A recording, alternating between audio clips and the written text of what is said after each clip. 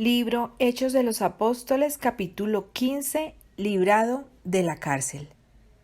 Y en el mismo tiempo el rey Herodes echó mano a maltratar a algunos de la iglesia. El gobierno de Judea estaba entonces en manos de Herodes Agripa, bajo Claudio, emperador romano. Herodes ocupaba también el puesto de tetrarca de Galilea, profesaba ser prosélito de la fe judaica, y aparentaba mucho celo por seguir las ceremonias de la ley judaica. Deseoso de obtener el favor de los judíos y con la esperanza de asegurarse así sus cargos y honores, procedió a llevar a cabo los deseos de ellos persiguiendo a la iglesia de Cristo, despojando de casas y bienes a los creyentes y encarcelando a los principales miembros de la iglesia. Encarceló a Jacobo, hermano de Juan, y mandó al verdugo matarlo a espada, como otro Herodes lo había hecho con el profeta Juan. Viendo que tales esfuerzos agradaban a los judíos, encarceló también a Pedro.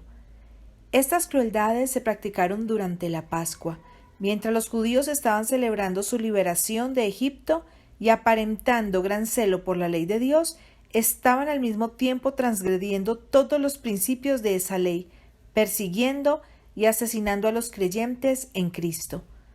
La muerte de Jacobo causó gran pesar y consternación entre los creyentes. Cuando Pedro también fue encarcelado, toda la iglesia se puso a orar y ayunar. El acto de Herodes al dar muerte a Jacobo fue aplaudido por los judíos, aunque algunos se quejaron de la manera privada en que se había llevado a cabo, aseverando que una ejecución pública habría intimidado más cabalmente a los creyentes y a quienes simpatizaban con ellos. Herodes, por lo tanto, siguió custodiando a Pedro con la intención de complacer aún más a los judíos con el espectáculo público de su muerte.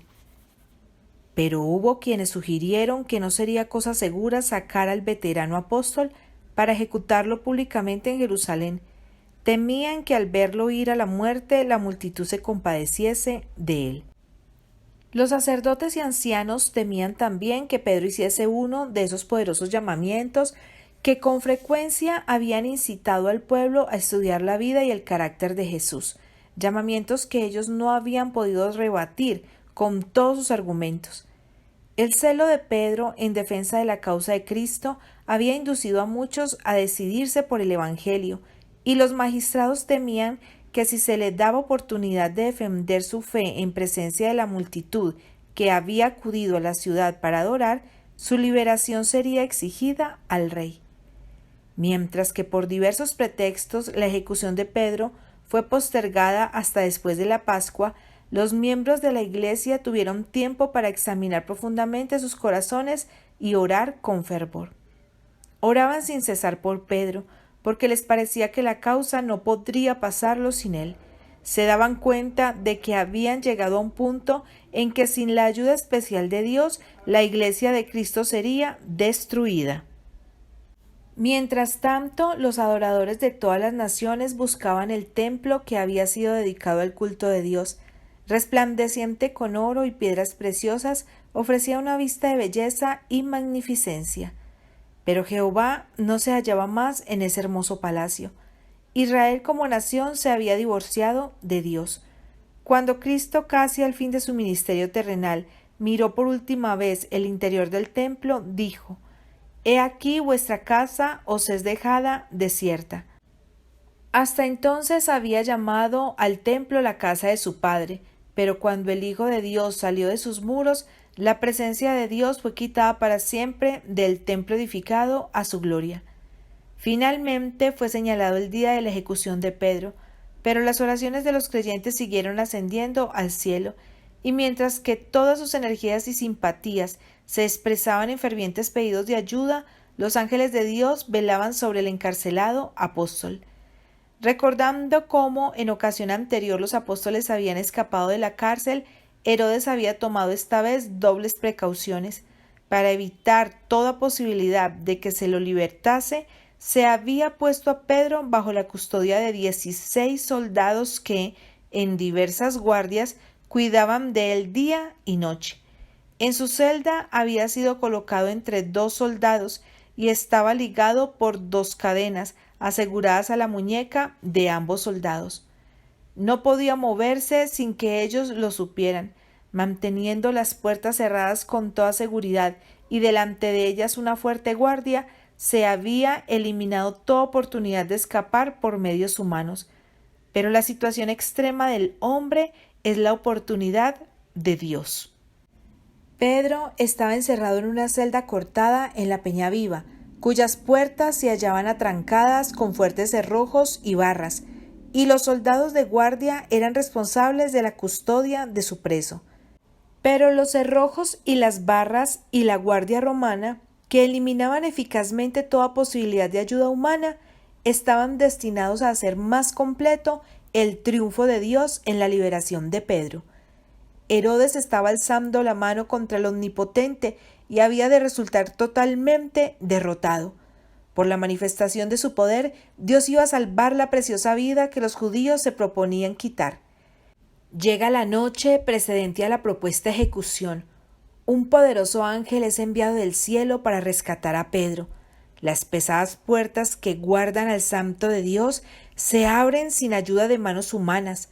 Pasa el ángel del Altísimo y las puertas se cierran sin ruido tras él. Entra en la celda, donde yace Pedro durmiendo el apacible sueño de la confianza perfecta. La luz que rodea al ángel llena la celda, pero no despierta al apóstol. Antes de sentir el toque de la mano angélica y oír una voz que le dice: «Levántate prestamente», no se despierta lo suficiente para ver su celda iluminada por la luz del cielo y a un ángel de gran gloria de pie delante de él. Mecánicamente obedece a lo que se le dice y mientras se levanta y alza las manos se da vagamente cuenta de que las cadenas han caído de sus muñecas.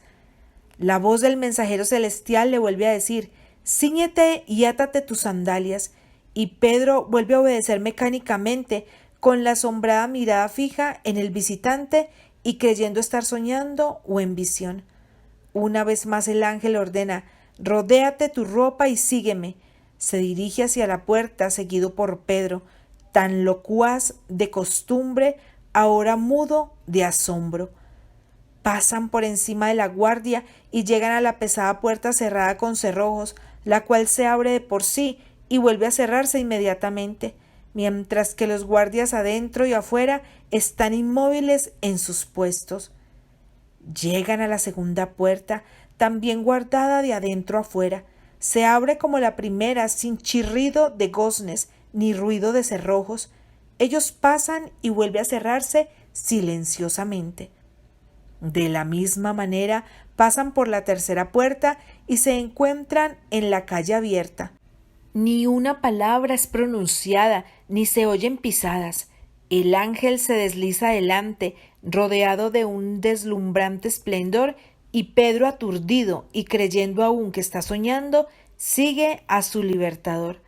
Así pasan por una calle y luego, cumplida la misión del ángel, éste desaparece súbitamente. La luz celestial se desvanece y Pedro se encuentra en profundas tinieblas, pero a medida que sus ojos se acostumbran a ellas, éstas parecen disminuir gradualmente, y descubre que se halla solo en la calle silenciosa, recibiendo el fresco soplo del aire nocturno en la frente. Se da cuenta de que está libre en una parte conocida de la ciudad, reconoce el lugar que a menudo ha frecuentado y por el que esperaba pasar por última vez a la mañana siguiente. Entonces trató de recordar los sucesos de los pocos momentos pasados. Recordó que se había dormido, atado entre dos soldados, despojado de sus sandalias y ropa exterior. Examinó su persona y vio que estaba completamente vestido y ceñido. Sus muñecas, hinchadas por efecto de los crueles hierros, estaban libres de cadenas. Se percató de que su libertad no era un engaño, ni un sueño, ni una visión, sino una bendita realidad. Por la mañana iba a ser llevado a la ejecución, pero he aquí que un ángel lo había librado de la cárcel y de la muerte. Entonces Pedro, volviendo en sí, dijo: «Ahora entiendo verdaderamente que el Señor ha enviado su ángel y me ha librado de la mano de Herodes y de todo el pueblo de los judíos que me esperaba». El apóstol se dirigió enseguida a la casa donde estaban reunidos sus hermanos y donde en ese mismo momento estaban orando fervientemente por él. Y tocando Pedro a la puerta del patio, salió una muchacha para escuchar, llamada Rode, la cual, como conoció la voz de Pedro, de gozo no abrió el postigo, sino corriendo adentro dio nueva de que Pedro estaba al postigo. Y ellos le dijeron: «Estás loca». Mas ella afirmaba que así era. Entonces ellos decían: «Su ángel es». Mas Pedro perseveraba en llamar, y cuando abrieron, viéronle, y se espantaron. Mas él, haciéndoles con la mano señal de que callasen, les contó cómo el Señor le había sacado de la cárcel. Y Pedro salió y partió a otro lugar. El gozo y la alabanza llenaron los corazones de los creyentes, porque Dios había oído y contestado sus oraciones, y había librado a Pedro de las manos de Herodes. Por la mañana, un gran número de gente se congregó para presenciar la ejecución del apóstol. Herodes envió a algunos oficiales a la prisión en busca de Pedro, quien había de ser traído con un gran despliegue de armas y guardias, no solo a fin de asegurar que no se fugase, sino para intimidar a los simpatizantes y mostrar el poder del rey. Cuando los guardias que velaban a la puerta descubrieron que Pedro se había escapado, se llenaron de terror. Se les había dicho expresamente que sus vidas serían demandadas por la vida de aquel a quien cuidaban, y por eso habían sido especialmente vigilantes. Cuando los oficiales llegaron en busca de Pedro, los soldados estaban todavía a la puerta de la cárcel, los cerrojos y las barras quedaban firmes, y las cadenas estaban todavía aseguradas a las muñecas de los dos soldados, pero el preso se había ido. Cuando tuvo noticia del libramiento de Pedro, Herodes se exasperó y enfureció. Acusando de infidelidad a los guardias de la cárcel, ordenó que se les diese muerte. Herodes sabía que ningún poder humano había rescatado a Pedro, pero estaba resuelto a no reconocer que un poder divino había frustrado su designio y desafió insolentemente a Dios. Poco después que Pedro fuera librado de la cárcel, Herodes fue a Cesarea. Mientras estaba allí, dio una gran fiesta, con el fin de suscitar la admiración y conquistar el aplauso del pueblo. A esta fiesta asistieron los amantes de placeres de muchos lugares, y se banqueteó mucho y se bebió mucho vino. Con gran pompa y ceremonia se presentó Herodes ante el pueblo y se dirigió a él en un elocuente discurso. Vestido con un manto resplandeciente de plata y oro que reflejaba los rayos del sol en sus relumbrantes pliegues y deslumbraba los ojos de los espectadores, era de imponente figura. La majestad de su aspecto y la fuerza de sus palabras bien escogidas ejercieron poderoso influjo sobre la asamblea. Sus sentidos estaban ya pervertidos por la gula y el vino, y se quedaron deslumbrados por los atavíos de Herodes y encantados por su porte y oratoria, de manera que con frenético entusiasmo le tributaron adulación, declarando que ningún mortal podía presentar tal aspecto y disponer de tan sorprendente elocuencia. Dijeron, además, que aunque siempre lo habían respetado como gobernante, de ahora en adelante lo adorarían como Dios. Algunos de aquellos cuya voz estaba ahora glorificando a un vil pecador habían elevado tan solo pocos años antes el clamor frenético: «¡Quita a Jesús! ¡Crucifícale! ¡Crucifícale!». Los judíos se habían negado a recibir a Jesús, cuyas burdas vestiduras, a menudo sucias de viajar, cubrían un corazón lleno de amor divino. Sus ojos no podían discernir bajo el exterior humilde al Señor de la vida y la gloria, aun cuando el poder de Cristo se había revelado ante ellos en obras que ningún hombre podía hacer, pero estaban dispuestos a adorar como Dios al rey altanero, cuyos magníficos vestidos de plata y oro cubrían un corazón corrompido y cruel.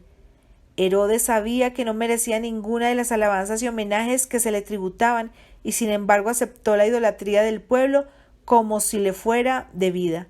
Su corazón saltaba de triunfo y una expresión de orgullo satisfecho se notaba en su semblante mientras oía el clamor: «Voz de Dios y no de hombre».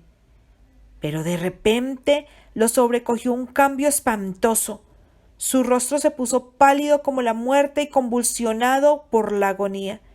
Gruesas gotas de sudor brotaron de sus poros. Quedó un momento de pie como transido de dolor y terror. Luego, volviendo su semblante lívido hacia sus horrorizados amigos, exclamó en tono hueco de desesperación: «Aquel que ensalzasteis como Dios está herido de muerte». Se lo sacó de la escena de orgía y pompa, sufriendo la angustia más torturante. Momentos antes había recibido alabanza y culto de una vasta muchedumbre. Ahora se daba cuenta de que se hallaba en las manos de un gobernante mayor que él. Se sintió invadido por el remordimiento, recordó su implacable persecución de los discípulos de Cristo, su cruel orden de matar al inocente Jacobo y su propósito de dar muerte al apóstol Pedro. Recordó cómo en su mortificación e ira frustrada había ejercido una venganza irrazonable contra los guardias de la cárcel. Sintió que él, el perseguidor implacable, había caído ahora en las manos de Dios. No hallaba alivio del dolor corporal ni de la angustia mental, ni tampoco tenía esperanza de obtenerlo. Herodes conocía la ley de Dios que dice: «No tendrás dioses ajenos delante de mí», y sabía que al aceptar la adoración del pueblo había llenado la medida de su iniquidad y atraído sobre sí la justa ira de Jehová. El mismo ángel que había bajado de los atrios celestiales para librar a Pedro había sido mensajero de ira y juicio para Herodes.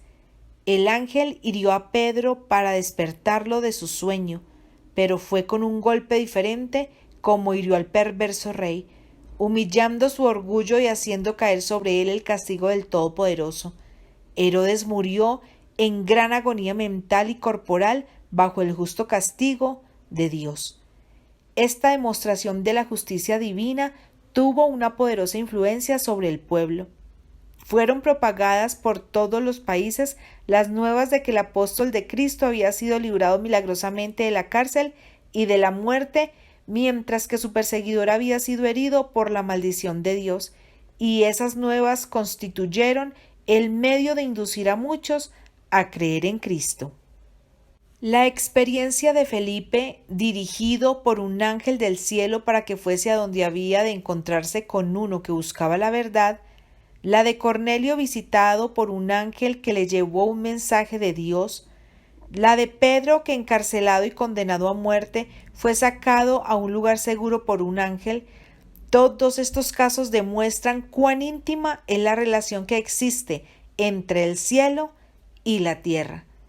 El relato de estas visitas angélicas deben proporcionar fuerza y valor a aquel que trabaja por Dios. Hoy día, tan ciertamente como en el tiempo de los apóstoles, los mensajeros celestiales recorren toda la anchura y longitud de la tierra, tratando de consolar a los tristes, proteger a los impenitentes, ganar los corazones de los hombres a Cristo. No podemos verlos personalmente, pero no obstante, ellos están constantemente con nosotros para dirigirnos, guiarnos y protegernos. El cielo se acerca a la tierra por esa escalera mística cuya base está firmemente plantada en la tierra, mientras que su parte superior llega al trono del infinito. Los ángeles están constantemente ascendiendo y descendiendo por esta escalera de deslumbrante resplandor, llevando las oraciones de los menesterosos y angustiados al Padre Celestial y trayendo bendición y esperanza, valor y ayuda a los hijos de los hombres. Esos ángeles de luz crean una atmósfera celestial en derredor del alma, elevándonos hacia lo invisible y eterno. No podemos contemplar sus formas con nuestra vista natural, solamente mediante una visión espiritual podemos discernir las cosas celestiales. Solamente el oído espiritual puede oír la armonía de las voces celestiales. El ángel de Jehová acampa en derredor de los que le temen y los defiende. Dios envía a sus ángeles a salvar a sus escogidos de la calamidad, a protegerlos de pestilencia que ande en oscuridad y de mortandad que en medio del día destruya. Repetidas veces los ángeles han hablado con los hombres como un hombre habla con su amigo, y los han guiado a lugares seguros. Vez tras vez las palabras alentadoras de los ángeles han renovado los espíritus abatidos de los fieles, elevando sus mentes por encima de las cosas de la tierra, y los han inducido a contemplar por la fe las ropas blancas, las coronas y las palmas de victoria que los vencedores recibirán cuando circunden el gran trono blanco. La obra de los ángeles consiste en acercarse a los probados, dolientes o tentados. Trabajan incansablemente en favor de aquellos por quienes Cristo murió. Cuando los pecadores son inducidos a entregarse al Salvador, los ángeles llevan las nuevas al cielo y hay gran regocijo entre la hueste celestial. Habrá más gozo en el cielo de un pecador que se arrepiente que de 99 justos que no necesitan arrepentimiento. De todo esfuerzo de nuestra parte por disipar las tinieblas y difundir el conocimiento de Cristo, se lleva un informe al cielo, y al referirse la acción ante el Padre, el gozo conmueve todas las huestes celestiales. Los principados y las potestades de los cielos están contemplando la guerra que, en circunstancias aparentemente desalentadoras, están riñendo los siervos de Dios. Se verifican nuevas conquistas, se ganan nuevos honores a medida que los cristianos, congregándose en derredor del estandarte de su Redentor, salen a pelear la buena batalla de la fe.